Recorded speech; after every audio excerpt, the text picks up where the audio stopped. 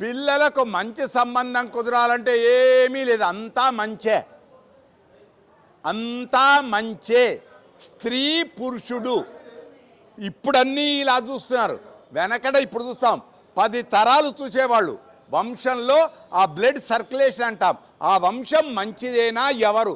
కానీ అమ్మాయి నల్లగుందా, ఎర్రగుందా, వంకర ఉందా చూడలే. ఎవరైనా సేట్లు ఉంటే నన్ను తప్పు పట్టొద్దు, సేట్లు ఎవరైనా వ్యాపారవేత్తలు ఉంటే వెనకట 40-50 ఏళ్ల క్రితం నల్లటి అమ్మాయినే సేట్లు పెళ్లి చేసుకునేవాళ్ళు.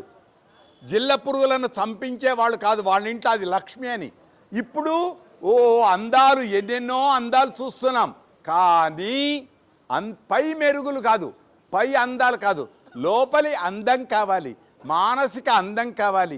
ఇంటికి రాగానే పెరిగడంత పాయసాన్నం తినిపించే భార్య కావాలి. ఏమండి అనాలి. ఆమె తినిపించడానికి వస్తే ఈయనేం చేయాలి?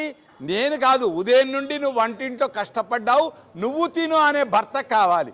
ఈ దాంపత్య జీవనంలో ఎప్పుడు ఏమిటి అని అనుమానాలొద్దు, రంగొద్దు, రూపొద్దు, అంతా భగవంతుడి యొక్క నిర్ణయం, భగవత్ లిఖితం. అందుకే దివిలో నిశ్చయము, భువిలో పరిణయము, బ్రహ్మ రాసిన రాత. అందుకే బ్రహ్మముడి పెళ్లిలో ఇది శుభం. తక్షశిల మీడియా ఛానల్ని సబ్స్క్రైబ్ చేయండి, లైక్ చేయండి, షేర్ చేయండి.